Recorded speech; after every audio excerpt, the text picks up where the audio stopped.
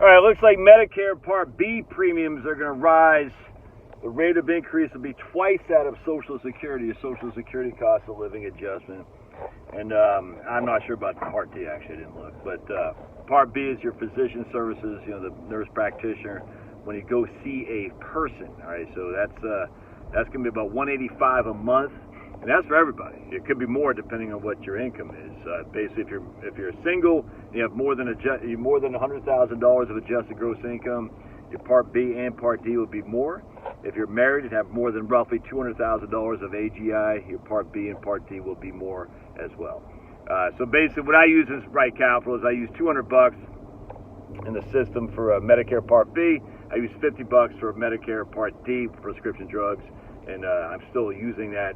That will be above what it actually is, and has been like that for a long time in Right Capital. So, you know, when I use my Right Capital, I was talking to the guys yesterday, it's like I'm much more conservative across the board than what I think most software people are. I only give you a max of 6% rate of return on a 100% stock portfolio with a 17% standard deviation. So I just tell you, man, if you can survive my numbers, you're going to be good to go. There's no other way around that.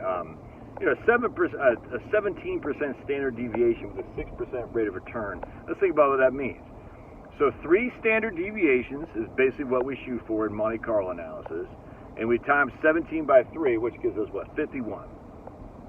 We subtract by our annual rate of return, which is 6.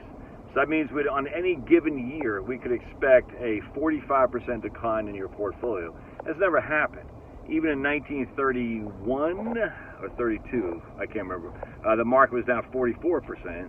But what people forget is we had a deflation of almost 10% that same year. All right, so prices went down by 10, while the market went down by 44. Anyway, the point being is I'm giving you a much, much worse rate of return than historical averages, with a much higher standard deviation in terms of downside risk than historical averages as well. Or not even just historical, worst case scenario, essentially. Obviously, worst case scenario is, you know, this guy behind me who keeps wanting to follow me for some reason. I guess he likes the old buddy Josh. He likes my pearly yellows. Yeah, I know, I'm a handsome dog. But worst case scenario in my software is that you're going to have a, 46% rate of return on the downside. Now, with that said, a 51% for standard deviation, or 3 standard deviations, also means you have a 57% on the upside.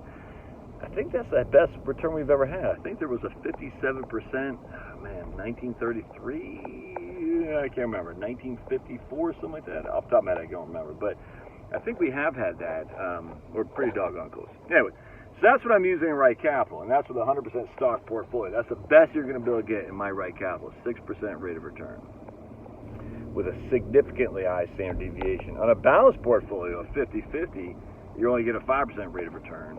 And based on Vanguard money market account right now, it's paying 4.85 if memory serves.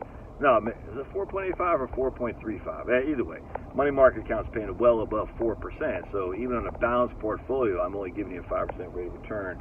I think the standard deviation on that is 12. I can't remember. But anyway, be that as it may. So anyway, if we lose Medicare, if we go back to Medicare, you're losing $10 a month in your premium.